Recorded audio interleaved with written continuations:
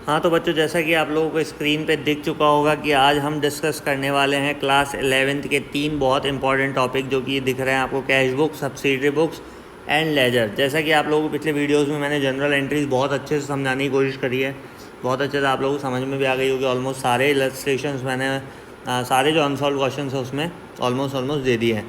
तो अब हम बात करेंगे भाई, इसमें सबसे पहला जो इंपॉर्टेंट टॉपिक है वो है लेजर। क्योंकि आपने जस्ट अभी क्या करी है, जनरल एंट्रीज ख़त्म करी है, तो जनरल एंट्रीज के हिसाब से अगर लेजर की अगर हम बात करें तो कैसे होगी।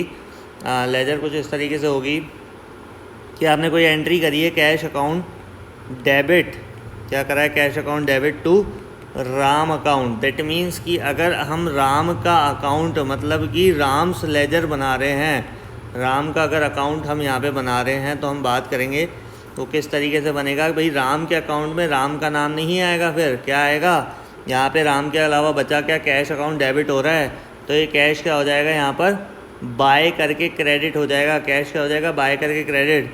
लेकिन अगर इसी की जगह हम क्या बनाते, इसी की जगह अगर हम बनाते हैं यहाँ पर राम अकाउंट की जगह हम बनाते कैश अकाउंट, तो क्या होता, तो कैश अकाउंट में ये हो जाता कि कैश अकाउंट के अंदर कैश अकाउंट नहीं आता। समझ रहे हो बात क्या बोल रहा हूँ, कैश अकाउंट के अंदर कैश अकाउंट नहीं आता, तो बचा क्या, राम। राम यहाँ हो रहा है CR, तो यहाँ पे जो होता है DR होता है और यहाँ होता है CR। तो ये जो राम है ये कहाँ आ जाएगा, DR साइड में आ जाएगा और 2 के साथ उठ के आ जाएगा सीधे टू राम।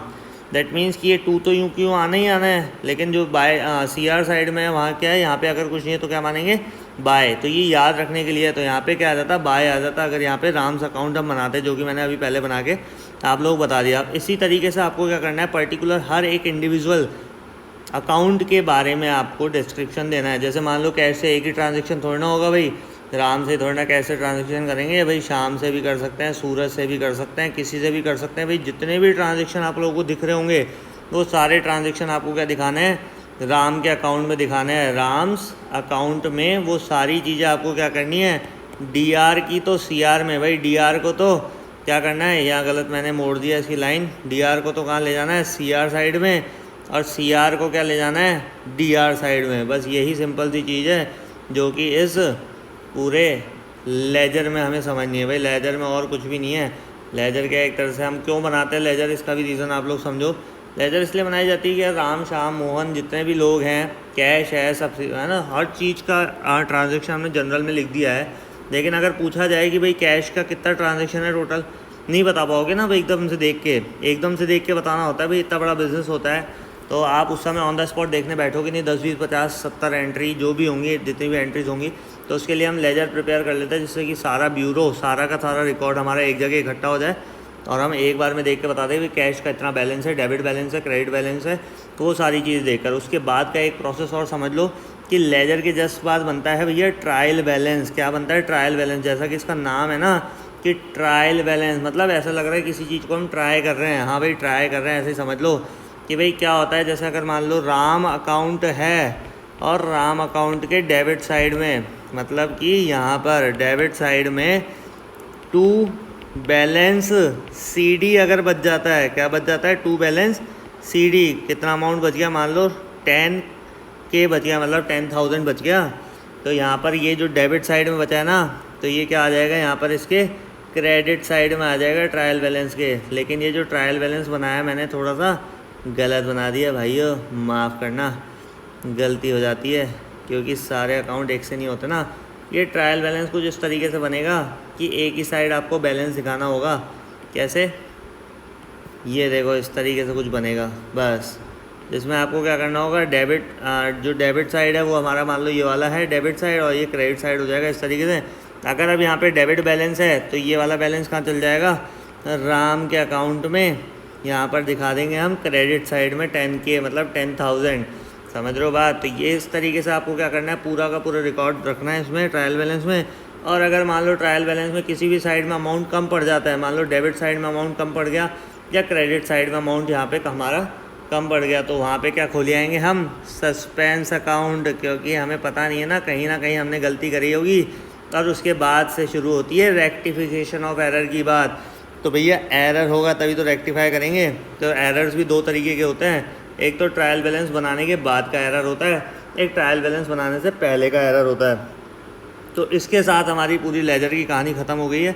अब बात करेंगे भाई सब्सिडरी बुक्स क्या होती है और कैश बुक क्या होती है। सब्सिडरी बुक्स के अंदर ही कैश बुक आती है, लेकिन कैश बुक को मैं अलग से क्यों एक्सप्लेन कर रहा हूँ, क्योंकि सब्सिडरी बुक्स है हमारी, जैसे परचेज बुक हो गई है ना, परचेज बुक हो गई, सेल्स बुक हो गई, परचेज रिटर्न हो गई, सेल्स रिटर्न हो गई, BR BP, ये सारी बुक्स में क्या होता है हमारा भाई क्रेडिट से रिलेटेड ट्रांजेक्शन आता है। भैया क्या आता है, क्रेडिट रिलेटेड ट्रांजेक्शन। जितना भी क्रेडिट से रिलेटेड ट्रांजेक्शन है वो सारा किस में जाएगा, purchase book, sales book, purchase return, sales return, BR BP and all सब। और उसके अलावा जनरल प्रॉपर भी इसमें मान लो, जनरल प्रॉपर भी यहाँ पे ही आ जाएगी। जनरल प्रॉपर में क्या आता है, जो भैया जो कैश में नहीं आया, जैसे कैश बुक में क्या आएगा, सिर्फ कैश से रिलेटेड ट्रांजेक्शन आता है, लेकिन कैश बुक भी एक टाइप की नहीं होती।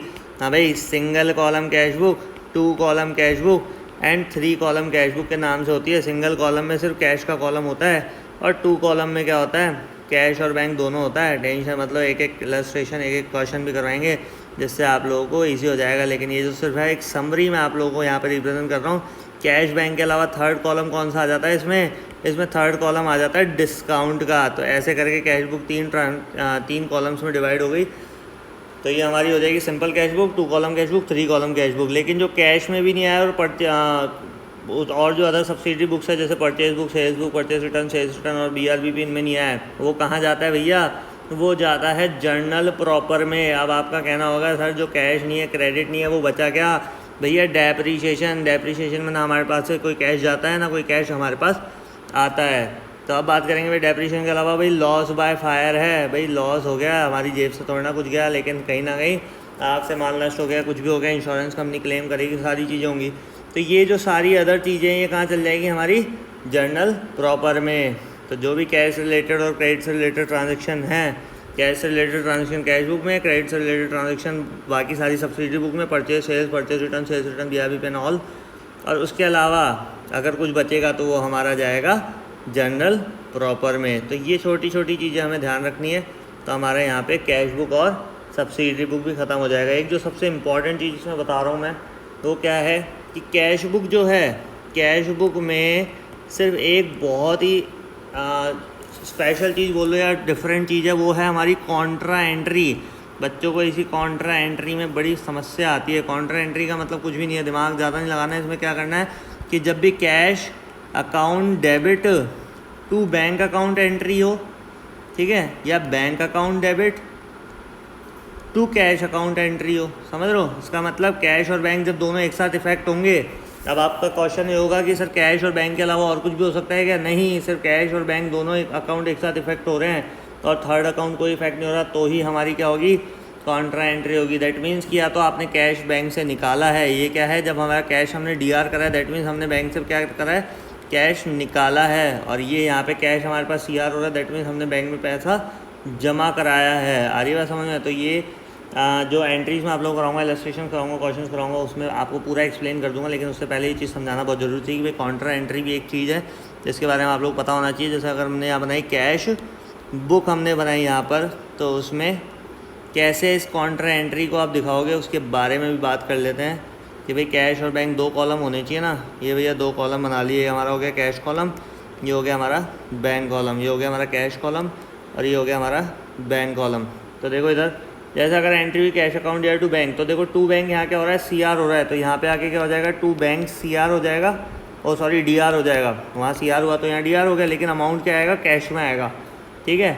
और यहाँ पे कैश क्या हो रहा है, DR हो रहा है, तो यहाँ हो जाएगा कैश CR बाय कैश, और अमाउंट किस में आएगा, बैंक कॉलम में आएगा। बस ये एक छोटी छोटी बारीकी है जो हमें ध्यान रखनी है। उसके अलावा अगर छोटी सी बात और कर ले भाई, सब्सिडरी बुक्स के बारे में कुछ भी नहीं बताया। सब्सिडरी बुक्स क्या होती है, बिल्कुल ही अलग तरीके से, अलग फॉर्मेट के तरीके से बनती है भाई। यहाँ पे सिर्फ आपको अमाउंट वाला सिस्टम यहाँ पे चलाना होगा, और उसके अलावा यहाँ पूरी रामायण लिखनी होगी, जैसे रमेश एंड सन्स, है ना, 4 pieces @ 400 rupees per unit, like ऐसे, मतलब पूरा स्टेटमेंट लिख के फिर अमाउंट लिख कर फिर उस पर लेस करना है आपको TD, ट्रेड डिस्काउंट, और फिर वो अमाउंट लेस करके इस टाइप से पूरी हमारी सब्सिडरी बुक्स बनेगी, जिसको हम बोलेंगे, अगर हमने परचेज़ किया तो परचेज़ बुक में डालेंगे, सेल किया है सेल बुक में डालेंगे, परचेज़ रिटर्न में। और इसके अलावा एक छोटी चीज़ और आ जाती है भाई कैश बुक में, पैटी कैश बुक। भाई छोटे छोटे जो ट्रांजेक्शन होते हैं, क्या बोलते हैं इसको, पैटी कैश बुक, मतलब छोटी सी कैश बुक। भाई क्या होता है, चाय नाश्ते के खर्चे, ये सारी खर्चे जो होते हैं तो हमें पैटी कैश बुक में दिखाना होता है। तो एक तरह से देखा जाए तो जनरल एंट्रीज को क्या कर रखा है इसने, इन तीनों ने डिस्ट्रीब्यूट कर रखा है, अलग अलग विभाजन कर दिया। भाई किसी की बुक उठाएं, अगर मान लो आपसे पूछा जाए भाई परचेस कितने की, परचेस बुक उठा के बता दो, सेल कितने की, सेल उठा के बता दो। लेकिन एक चीज़ हमेशा ध्यान रखना, परचेस बुक में कभी भी कैश नहीं आता, सेल बुक में कभी कैश नहीं आता, परचेस रिटर्न में कभी कैश नहीं आएगा, इन सब में कभी कैश नहीं, only credit. And cash book में सिर्फ कैश आता है, नो क्रेडिट, ध्यान रखना, नो क्रेडिट। तो ये छोटी मोटी चीज़ें हैं। अगर इसके अलावा मैं अगर कोई चीज़ भूल गया हूँ या कोई चीज़ आप लोगों को अलग से पूछनी हो इन चीज़ों के बारे में, इन तीनों के बारे में, ये सिर्फ एक समरी नोट है, समरी वीडियो है। फिर भी अगर आप लोगों को कोई चीज़ पूछनी है इससे रिलेटेड तो या तो मेरे क्वेश्चंस और इलस्ट्रेशन वाले वीडियो का वेट करो, या फिर कमेंट सेक्शन में जाके उस क्वेश्चन को लिखो या उस क्वेश्चन के बारे में पूछो, तो मैं आने वाले समय में और भी वीडियो बना के वो आपकी क्वेरीज सॉर्ट आउट कर पाऊँ। राधे राधे।